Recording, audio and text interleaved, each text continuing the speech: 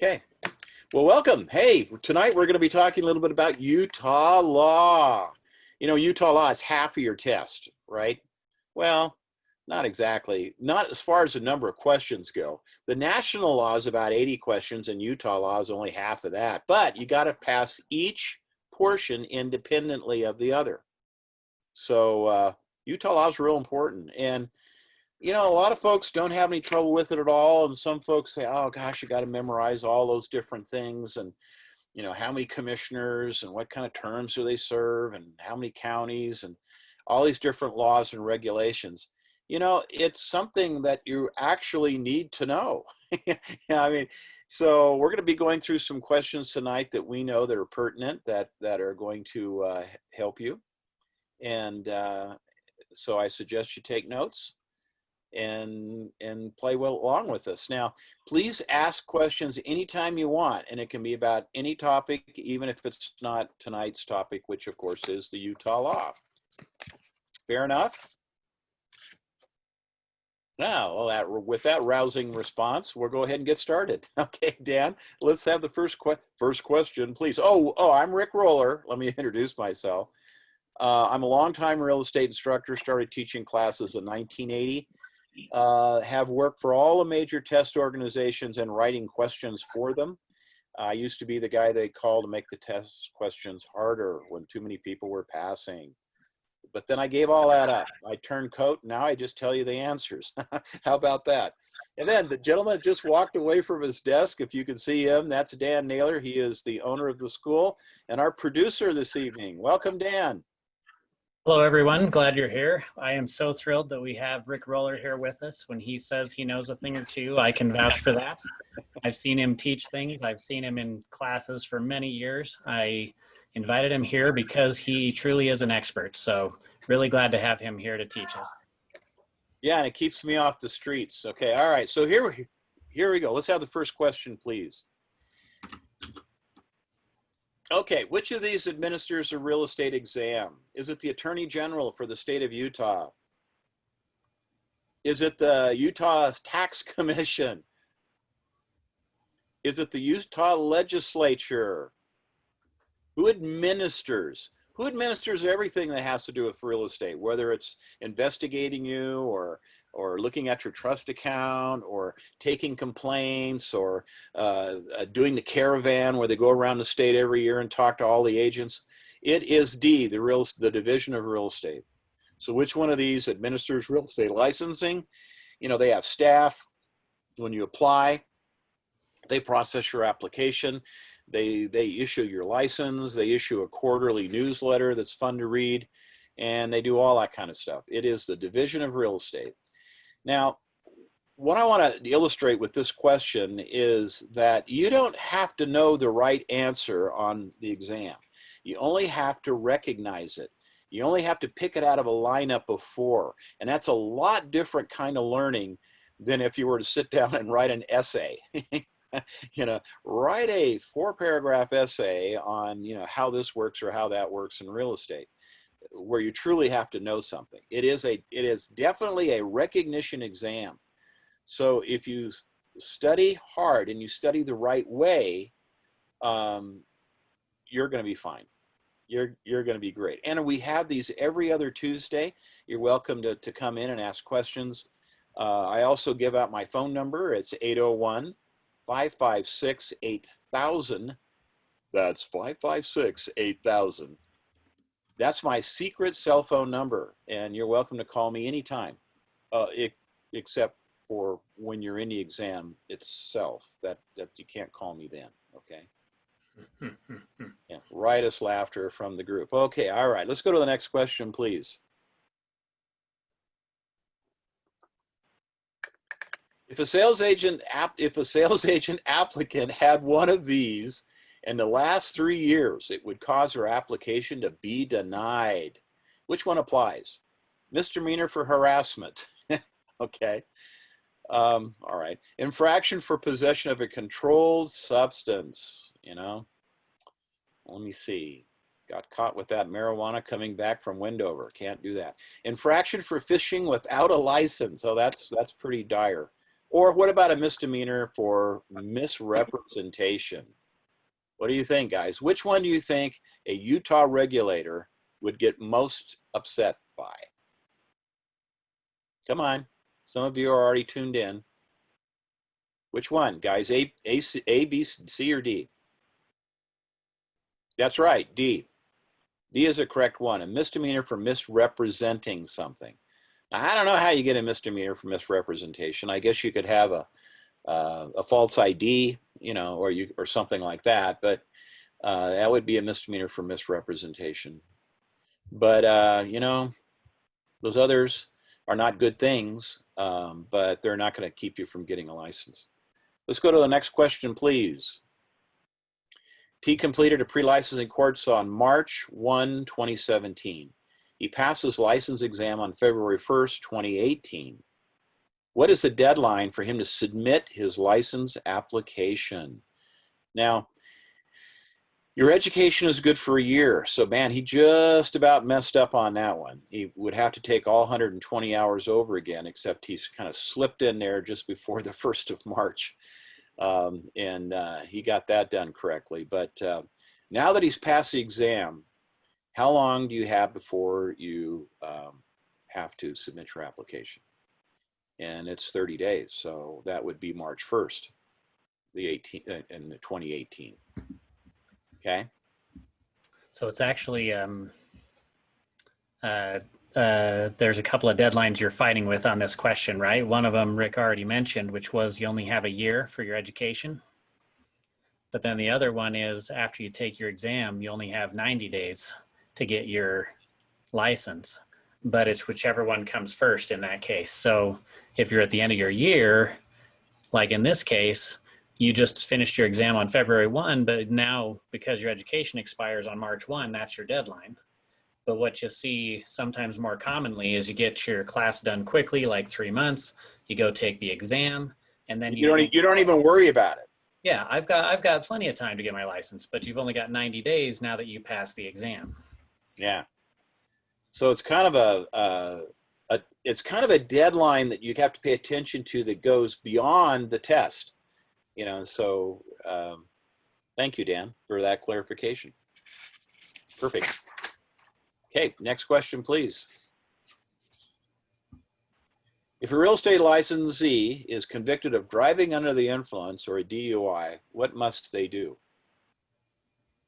What do you think, guys? Notify the division, cease to practice real estate, change to a new brokerage. Okay. Or D, a DUI will not affect their real estate license. Well, DUIs will not affect your real estate license. Not one, but if you do a bunch of them, it's not going to be good. But if you see this question, just like this, repetitive DUI is something a little bit different. But one, it's not, you know, none of this stuff is any, you know, like before, wasn't any good. But there are many things that you have to notify the division of if you were convicted of any felony at all, or any misdemeanor that involves moral turpitude. You're going to have to let the division know right away. When you get your real estate license, you have to be really careful how you conduct yourself in the world out there. And if you're the kind of person that likes to get in trouble a lot, you may have trouble holding on to your license. It's, you know, criminal activity of any kind is going to be bad. Now, a DUI is criminal activity, but they kind of give you a pass on like just one. But if it's repetitive, it's going to be a problem. How many is competitive? I don't know. There are rules and there are laws, and then there's attitudes that the commissioners have, and you know, they don't want you to keep getting in trouble with a lot of different things. But obviously, if you're convicted of a felony of you embezzled money, or you were, you know, lied on a loan application, or you did something else that was involving any type of dishonesty, it's going to be a problem. And that really applies to not just your real estate license, to any professional license. We had a CPA who also had a real estate license who had to surrender his CPA license because he was embezzling from his clients. And he went in front of the commissioners and said, well, I would never do that to my real estate clients, but the commissioners wouldn't let him keep his license. They revoked it. Next question. A sales agent represents their principal broker. An associate broker does what? A, now only represents themselves. Remember, it says associate broker. B, now represents a sales agent. Doesn't make any sense. C, still represents the principal broker. Or D, must now act as a limited agent. Make a commitment, guys. Which ones do you think? Okay, Melissa says C, and that's correct. You still represent the principal broker. The only difference between an associate broker and a sales agent is that you have a broker's license. You're choosing not to use it right now. I'm an associate broker with the firm. Up until last week, I was a principal broker, but I switched in, the new principal broker came online and I became an associate broker. So now I work for the principal broker. And that's fine. But the advantage of having your associate broker's license or a broker's license is that at any time you could do two things. You could quit that firm and start your own firm. And since you have a broker's license, you can become a principal broker for your own firm. You can become a hired gun and go work for somebody else that owns a brokerage that needs a principal broker, or you could become a branch broker. Associate broker could become a branch broker. A broker, a principal broker, can manage 3 branches, and a branch broker could manage 3 branches. So between you and your principal broker, you could have 6 different offices out there across the state that you guys are keeping track of. And so it gives you an opportunity to do some management type opportunities if that's something you're interested in. I suggest everybody get a broker's license eventually. It's just part of the game, and you ought to do that. As soon as you can get enough points and you get your 3 years, then you ought to come back and get your broker's license. Having a broker's license in this state also makes it easier to get a broker's license in some of our neighboring states like Colorado and Idaho and Nevada. And so you can get broker's licenses in other states if that's something you want to pursue as well. Next question, please. Okay, if you apply for your license but do not include a brokerage with whom you're going to affiliate, which is true, well, they're not going to deny your application. I mean, you sent it in, that's fine. They're going to issue you a license. We're looking at B here. They're going to issue you a license, but it will be inactive. B is the correct answer. You'll have 30 days to affiliate with the broker. No, they can't put you in license limbo. You can only go active or inactive, but you should get your application in right away. If you haven't chosen a broker yet and don't intend to for several months, after you pass the examination, go ahead and send in your fees and get your license and become inactive, because once you have that, it's very easy to go from inactive to active. If you know which brokerage you want to go with immediately, then send it in with that brokerage affiliation, because there is a small $15 charge to go from inactive to active. I mean, it's not the end of the world. But, go out for a really good steak sandwich or something instead. You need to complete additional continuing ed? No. You don't have to get continuing ed to get a license. You have to get continuing ed to keep your license. Go ahead, Dan, next one. In order to get experience points for a broker application, a sales agent can do what? Help agents find listings. Dan, it's not showing the last answer here on the thing. I don't know if you can move it up a little bit or not. You don't see the last answer? No. Help agents find listings, design advertisements, make cold calls. No. The only thing you can do really is you need to help people buy real estate. Okay, so you'd represent a buyer in a home sale is what that last one says. Okay. You get points for doing activities in real estate, leasing, selling, managing.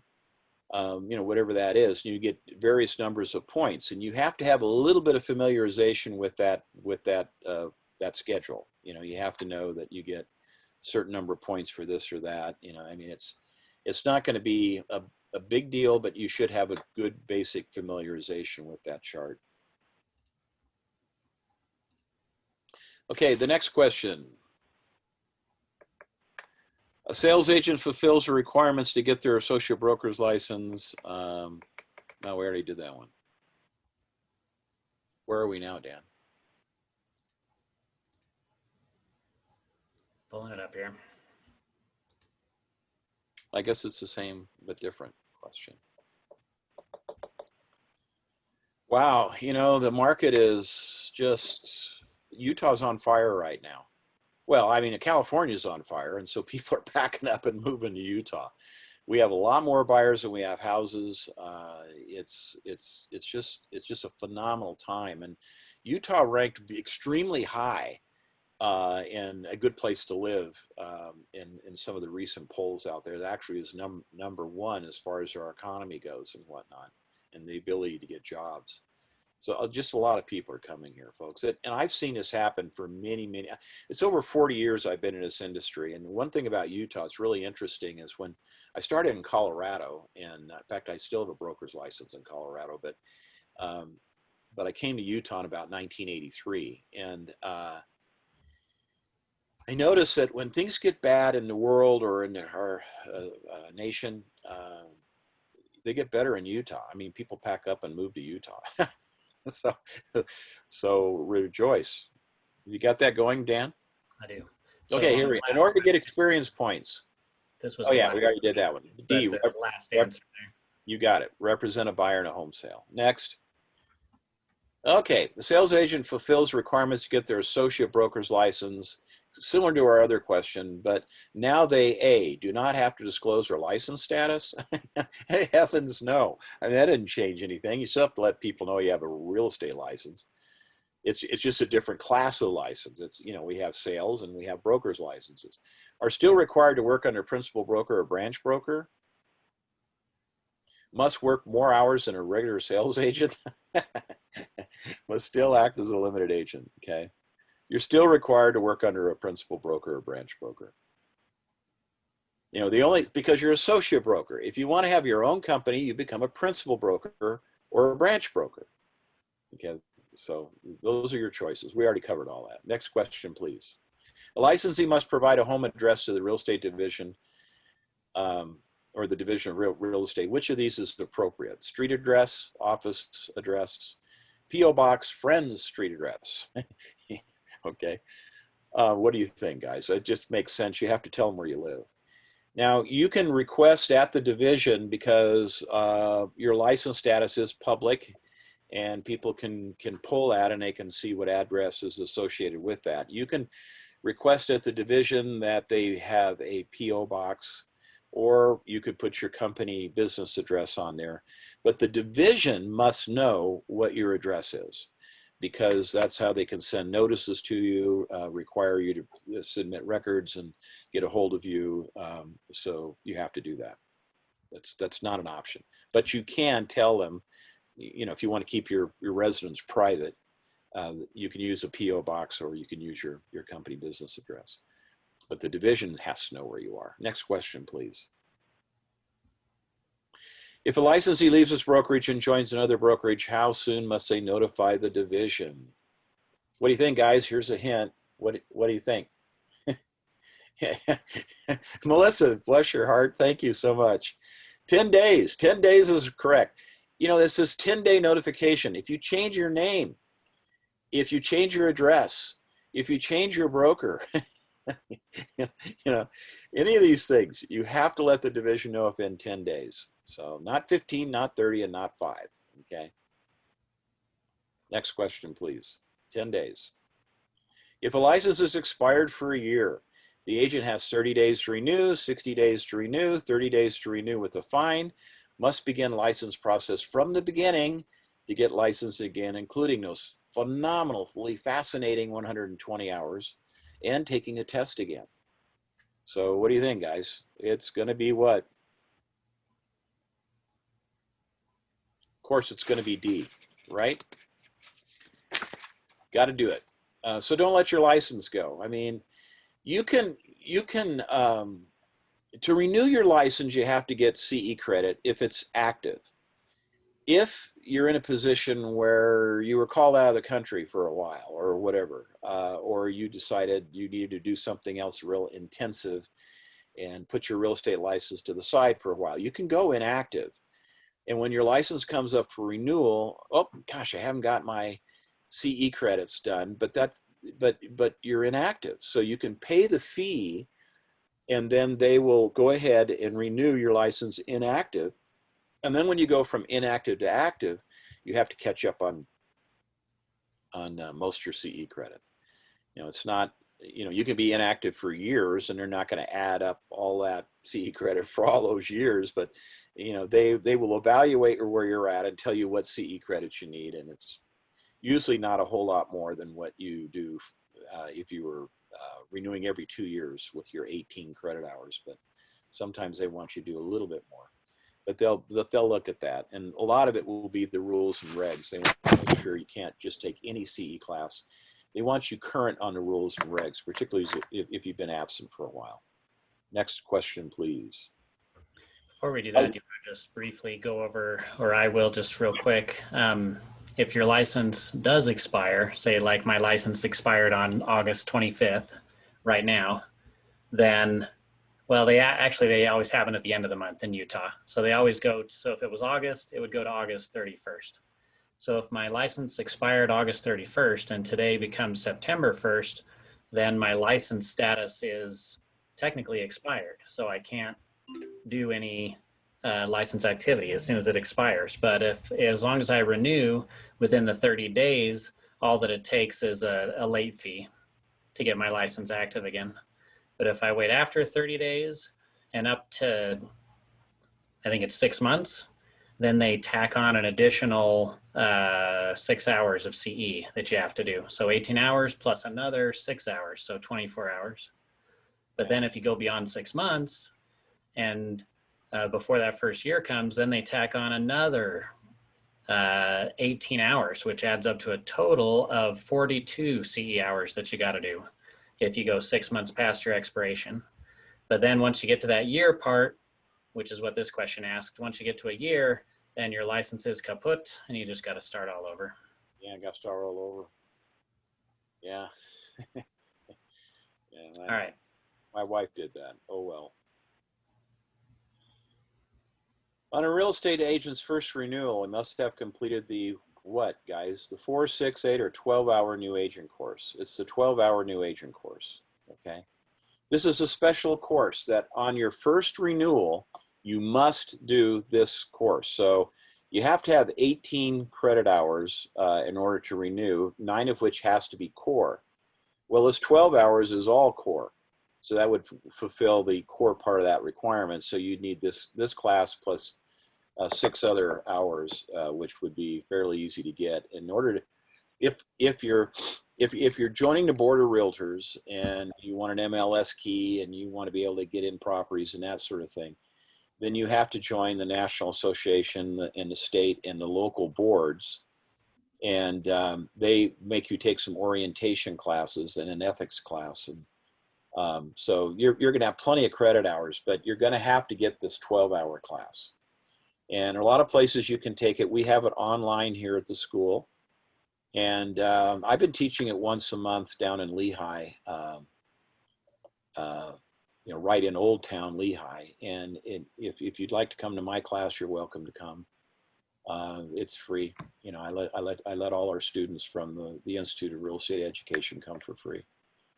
But if you have to take it online because you're working out of state or whatever, the school has an excellent 12-hour course. Of course, I think my course is fun too because we get into a lot of the practical aspects of how to be successful in the business, which is fun. Okay. Anybody have any other questions? Some of your pages over there, Rick, are kind of fluffing against your microphone. It's a little noisy. Okay. Well, we're all done with those anyway, pretty much, right? With those questions, yeah. Yeah. Who's got some questions, guys? on any topic at all. Now's your chance to participate.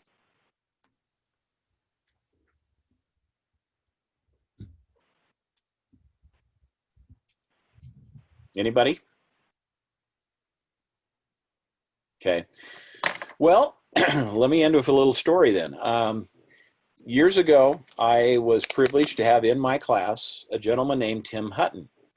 This is pre-licensing class, and we kind of hit it off in class. You know, there is some students, they participate more, unlike some of you tonight. But anyway, they participate more, and you get to know them better, and it's really fun. And Tim went to work. He went to work for a broker that he knew. This broker didn't have any agents, so it was just the broker and Tim. And Tim stayed with that broker for 6 months. And then he called me for lunch one day, wanted to know if he could take me to lunch. I said, sure, Tim, that'd be great. And he came and he had this woeful tell of how he'd been working for this broker for 6 months and hadn't done one deal. And you got to understand, Tim Hutton is a very successful guy. He's never done anything in his life he hasn't been successful with. And he was very frustrated about the fact he was failing. And he said, I just think it's just a bad match. I mean, this guy is a by the book, by the rules, you know, not that we stretch the rules or whatever, but he's not creative. He's just kind of this, you know, down the road, there's only one way to do things, and this kind of guy. And I think it's just a mismatch between he and I, because Tim's kind of a creative guy. And so he said, I want to come to work for you. And I said, Tim, I don't have a place right now. You know, for another agent, I've got about 6, and that's all I really wanted. But he persisted, and so I hired him. And Tim became one of my rookie of the years. He was, and the reason I'm bringing up this story is because, Dan, I have this little box, okay? And just to show you how creative Tim was. He had this $1 million house, $1 million plus a little bit, and he decided he wanted to do something really special for this house. So he made an open house invitation, which is in this box. And he sent this box out to about 135 also owned $1 million homes around this $1 million home that he had. And that this was in 2003, you know, that he did this. I still have the box. And then he had a note, and it had a ribbon wrapped around it, and he sent it through the US mail. At that time, it cost him 60 cents. And when you open the box, you know, because it had a ribbon on it, you know, people would say, what the heck is this? And he opened the box, and the first thing in the box was this lavender sachet thing. And engaged the senses and smelled good and all that kind of stuff. And then there was, inside the box, these little cards. And these little cards had, you know, this one had printing, but they have little architectural details of the home. This is a very exquisite window outside, you know, one of the living areas. And here's another beautiful window. And see, he was just highlighting things about the home. You know, very interesting piece of some of the landscaping. You know, a little architectural detail of some flagstone steps that were at the house. And this was you know, kind of a little casita gardening house. It was kind of cool. And you know, that you kind of get the idea there. And then he said, you know, he had a description of the house, and he had an invitation to a by invitation only open house. And he said that I'm going to be holding it at this time, and there will be no open house signs, but there will be some balloons on the house, and it's just by invitation only. And so he sent out that little thing, and he sent out about 130, 140 of them, I think. And guess how many people came to the open house, Dan? Oh, good. More than 100. That's my guess. 78. Okay, 78. That's good. It's phenomenal. I mean, so you know, about over half of the people came to the open house. Now, in a direct sales marketing kind of response campaign, that was fantastic. Well, after the open house, Tim and his sweetheart hopped on a plane. They flew off to Hawaii for a little vacation. Well, of course, I was a broker, so I was stayed in town and kind of helped with kind of the aftermath of this. Of all the people had come through the open house, and some had questions and some didn't. Uh, and that house got sold from the open house, but not to someone who came to the open house. Someone that came to the open house told their lawyer about the house, and the lawyer came over, afterwards, after that open house activity. And I showed him the home, and he said, "Yeah, let's write it up." We sat right there in the home and wrote it up, and the house got sold. Now, the seller of the house was so impressed with Tim that he did two other transactions with him. And the other people that came to the open house over the next 6 months to 2 years actually did more transactions with him. One gentleman actually took this little box. He was called on an LDS, he became an LDS mission president. And he went on an LDS mission, and he took that box with him on his mission and used that as a creative exercise to show the missionaries that they need to be creative in getting into houses and teaching the gospel.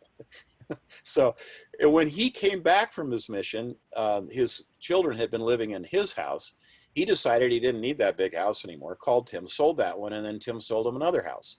So in all told, Tim sold, I think the last count was about $6 million plus houses out of this box.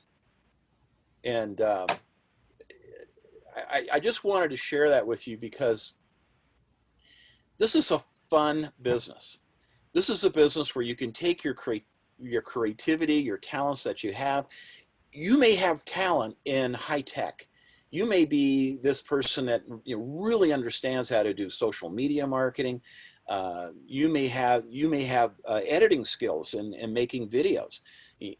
Those agents that are making videos right now to communicate with their potential clients and clients, are just killing it. People love it. You may have artistic skills or skills that are not high tech, low tech, but you can apply all those skills into this business and do great fun things. It was a pleasure working with Tim over the years. And like I said, he actually became one of our Rookie of the Years. And our little company that back in 2003, Dan, we had Tim and about 5 other hitters, and we were doing high-end marketing. And at one quarter in 2003, Dan, we actually had a 30% market share of anything over 500 grand, which for a little no-name company like ours was phenomenal because we were competing with all these other big name companies. But we had a 30% market share, and when I was a manager at Gump and Ayers many years ago, we were lucky to get 25, 22%. So it's just a fluke. It's just the way that it all happened. We all had some high-end sales in one particular month. So be aware that when you get in this business, if you do what everybody else does, you're going to get what everybody else gets, which is national average is about 3 to 4 transactions a year, which, I guess our average price and your average commission is probably going to be around $8,000. So if you do 3 of those, that's, not so hot, but, but if you apply yourself a little bit, the field is you're going to have a much better harvest, and just have fun doing it. People like to deal with people that are genuine and that are fun. And I can't tell if any of you are that genuine or fun yet because you haven't asked me any questions. So what questions have you got? We've got a few more minutes left.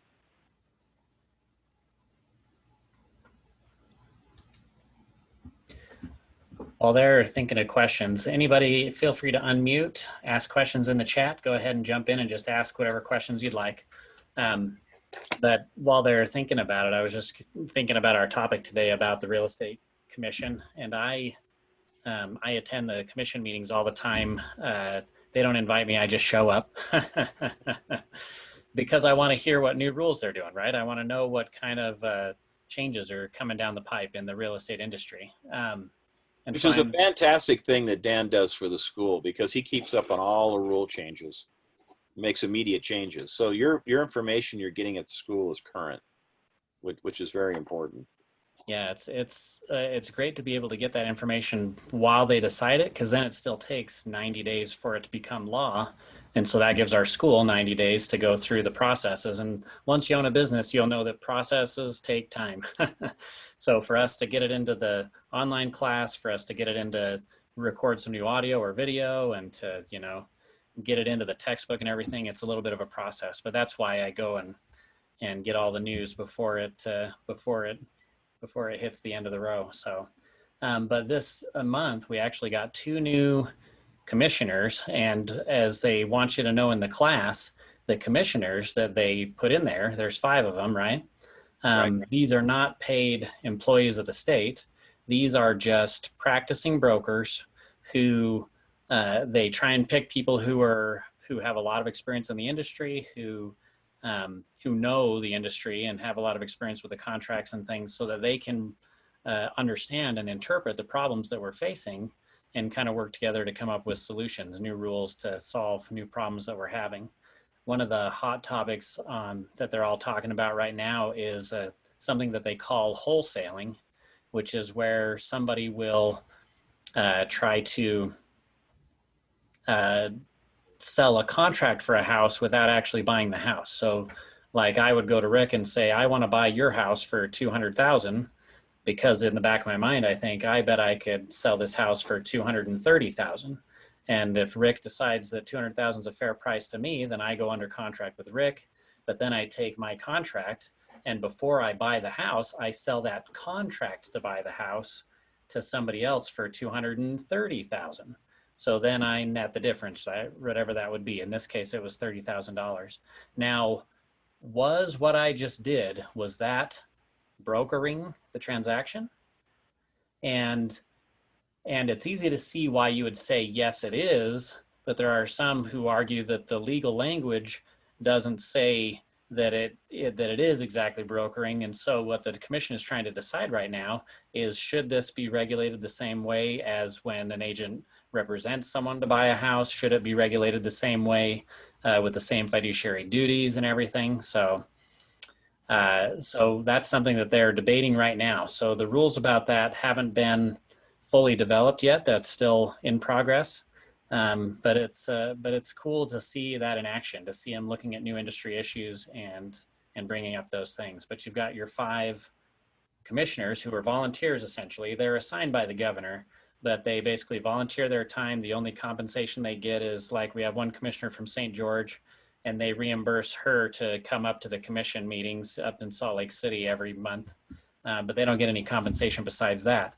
On the other hand, the division does employ staff members, government employees, which is the director of the Division of Real Estate, the director of education at the division, who's probably tired of talking to me because I'm always asking him questions and making suggestions. Director of the Department of Commerce, those are the people who work for the government, and they're the ones who kind of enforce the laws. They're the ones who issue the citations. They're the ones who give out the licenses and stuff. But if somebody comes back with a problem, it's the real estate commission of 5 people that are going to make decisions if they have to hold a hearing or something like that. So they're the ones who decide what the laws are going to be. They're the ones who hold the hearings. And that's the distinction you kind of need to know on the test. Commissioners, there's 5, they're volunteer. They make the rules. The division staff, they enforce the rules and issue the licenses, but they don't decide what the rules are going to be. Yeah, So, they administer the rules. And if you get in trouble at the division, it'll be the commissioners that actually decide your fate. Not the regulators, but the commissioners, and which is a real good thing, because these are people that are in the industry for the most part. Now, there's one commissioner called the commissioner at large that cannot have a real estate license, but the other 4 do. And so they've seen a lot of things, maybe even done a couple of things. I mean, so you're actually you're under a trial by your peers, and they decide what, if you did was so egregious that they have to do nasty things to you and whatnot. So, or maybe it's not so bad. So we do have a that's couple of really questions a in the good chat thing. now. But this whole issue on wholesaling has been a big deal in our state for a long time, because Because we're very entrepreneurial in Utah. And I mentioned earlier that the average agent nationally only does 3 to 4 transactions a year. And some of these wholesalers were doing 15 or 20 deals a year. And the commissioners felt like, that looks a whole lot like you're trying to be a real estate licensee without having a license. And so now the people are actually doing it are arguing no, because I'm actually acting as a principal in the transaction. This contract to purchase has my name on it, and it should just be, in a free society, capitalistic society, I should be able to do deals like this and then sell my interest in the contract. So they're deciding how to handle that. Many states, many of our neighboring states have licensed that activity. And We do have a so, couple of questions in the chat now. okay, let's get them. So Melissa says, what types of questions would you ask when interviewing different brokers? Good question. The main thing that everyone wants, well, there's two main fears when you go to real estate school. Okay, the first fear is I got to pass that horrible test. Well, it's not that horrible of a test, and it is a horrible test. If you're not ready for it, it's a horrible test. But if you're ready for it and you've studied and you've come to these and you've done all the other reviews that we have at the school, you're going to be just fine. And you only need a 70% C minus. Come on a multiple choice test. And we have a tremendous passing ratio at our school. I mean, so, don't screw it up. So you're going to pass the test. So the second question is, in fear you have is, now what am I going to do to earn money in this business? And so I think you should ask your broker, of course, that you're interviewing, what can you do to help me get going into business? And what kind of training will I get? And what can I expect? And so, there's all kinds of training. There's actually probably more really good training in the industry now than there ever was when I started back in 1977. 77, the training sucked. I mean, we have great training now, and most brokerages have really, really good training. And there's training you can get outside your brokerage. There's lots of vendors out there in the industry that work with mortgage lenders who have different various training programs, and you can do cooperative marketing with some lenders. There's a lot of things that you can do, but you should ask them a little bit about their training and how they administer their training and what it is. And, beware of a broker that holds up a calendar and says, well, here's our training calendar for the next month. And you look it over, and every Wednesday there's, they have a training class, and a title company comes one day, and a lender comes one day, and a home inspector comes one day, and a home warranty company comes one day. If that's the only training they've got, I'm not sure that's a good place for a new person to go, because all that is just volunteer training where these vendors come in and sell their services to you.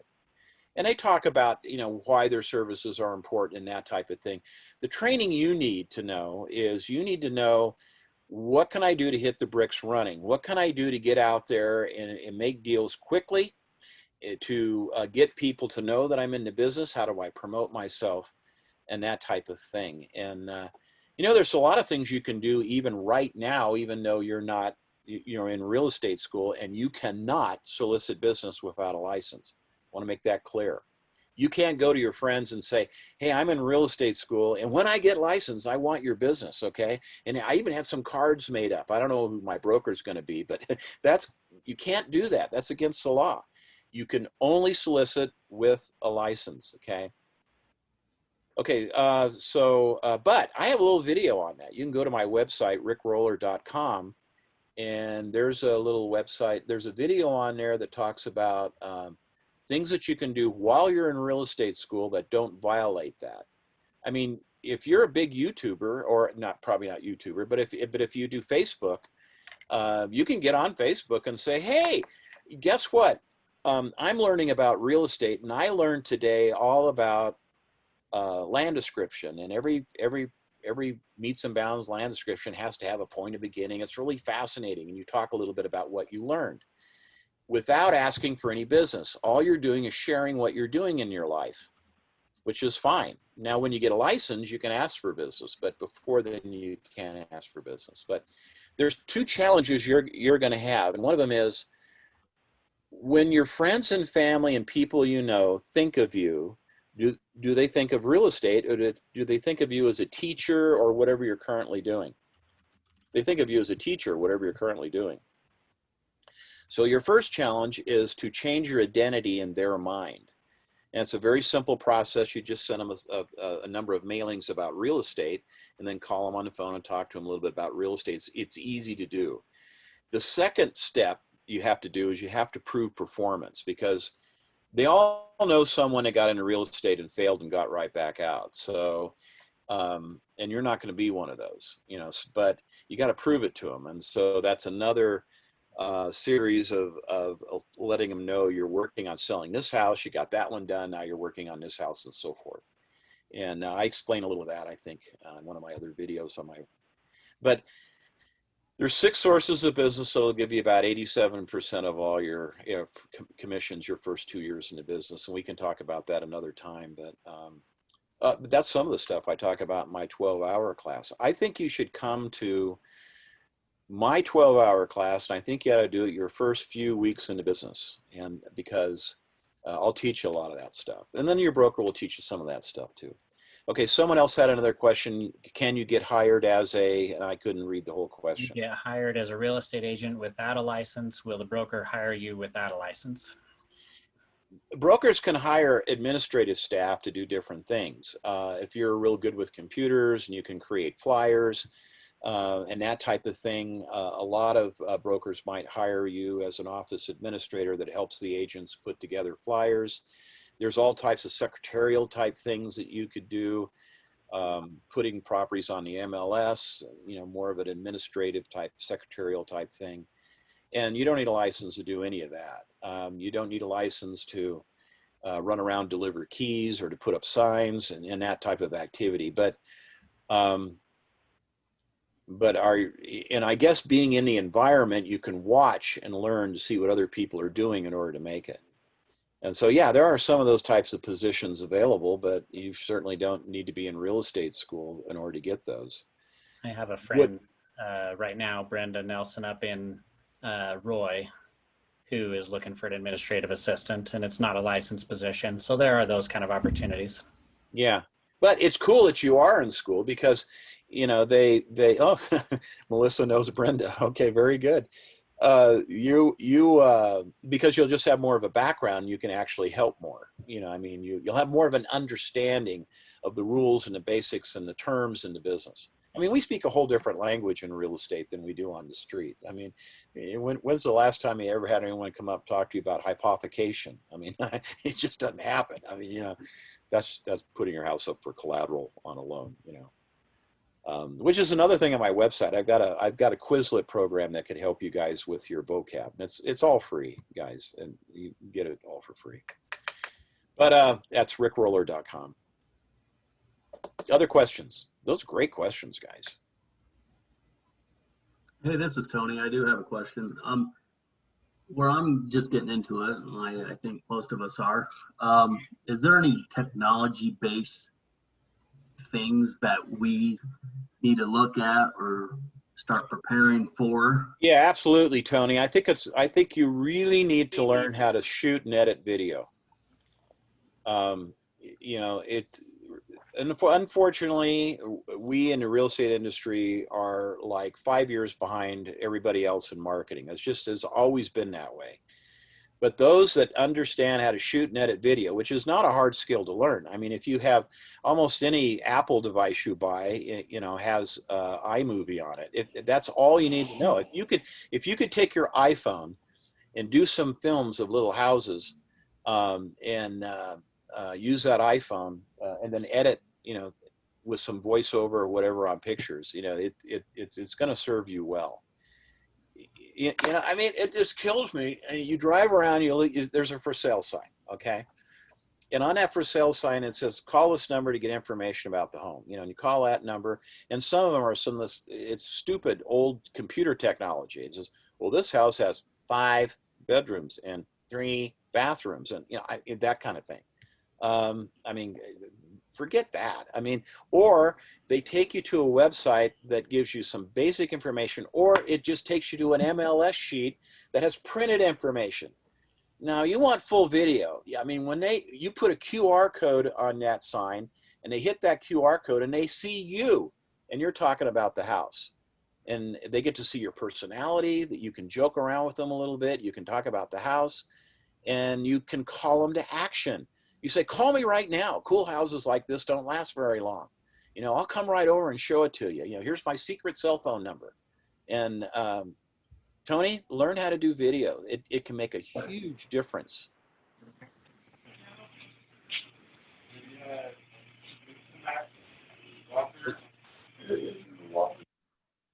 Another question? Hello? Another good skill, Tony, would be learning how to run database. You know, I mean, there are a lot of free ones out there, but understanding how to put your friends and family, and, you know, you need to build a list, guys. You have to have a marketing list. And, you know, most agents don't do this, but then most agents don't make it either. You need to develop a list.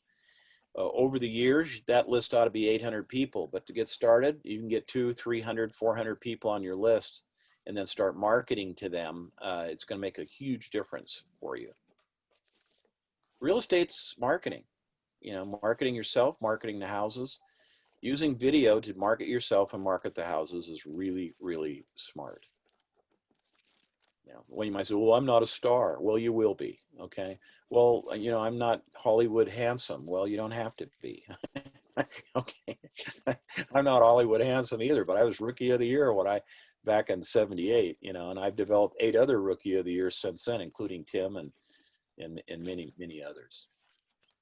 And it's just, it is so fun. You're going to have a great time. Yeah, it's going to be scary. I understand. It's going to be scary. And you have to throw yourself into this crucible, and you'll get ground up, and people won't, you know, you won't be understood all the time, and they'll take advantage of you, and they'll try to cheat you. They signed a contract, but they ran off with someone else, and crap, they do that with their marriages. I mean, you're going to Oh my gosh. oh, sorry. Didn't mean to hit a sore point there. But anyway, but the point is, folks, you know, it's just the way it is. And you're thrown in this crucible, but I'm telling you, it gets hot in there and you get all ground up and you lose all your dross. You become a better person and you make money. You know, my philosophy has always been bless lives, make money, guys. And there is no finer opportunity right now than it is to do that than real estate. What's going to be happening in this valley over the next 6 years or so is going to be absolutely phenomenal. It's going to be, you could make more money in the next 6 years than you, in this particular time in history, than you could have made in any other time. You could become fabulously wealthy if that's something that's important to you. You could have the security you want for your family. You know, this business has taken me all over the country and all over in many beautiful places in the world, which I never thought I'd be able to visit. And there's nothing special about me. The same thing is going to happen to you. You just get in there and you work it, and you kind of figure it out as you go along. Getting a good broker is important, but but more than anything, it's having the heart, you know, to make it happen. You have a service ethic in your life. Serve people, go the extra mile, word will get out, be honest and fair in your dealings, word will get out, and you guys are going to be great, you know, and we appreciate you coming tonight. It's been fun. We do these, like I said, every other Tuesday, and towards the middle of every month, usually the 14th, 15th, 16th, around there, I do my 12-hour new agent class. You're welcome to come, or not. You can go to someone else's too. If you do come to mine, I'll give you a free book. This is my best-selling book. It's called Limitless. Hit the Amazon best-selling list, and it talks about how to overcome self-defeating behaviors and become a stronger, better person. So anyway, thanks for being here. Dan, do you have any closing remarks? I just want to say thank you, Rick, for doing this. We really appreciate all your knowledge and experience, and your stories are wonderful. Thank you everyone else for coming along. Rick has offered his phone number that's in the chat. I put it in there if you have questions you want to talk to Rick about. Also, you can call the school anytime when we're open or send emails after hours, and we'll get back to you with any answers that you need. We're happy to help you with anything along the process from getting started all the way to first transactions. So we're here to help you out. So let us know how we can help you. Otherwise, we'll see you in 2 weeks. Thanks, guys. See you then. Thank you, Rick. You have a good one. Thank you, Melissa. Thanks for all your questions, too. Oh, absolutely. Thanks so much. You've Thanks, been a great Andrea. help. See you out there. Sell my listings. Thanks, Rick. Thanks, Dan. You bet. Thank you. Thanks for being here.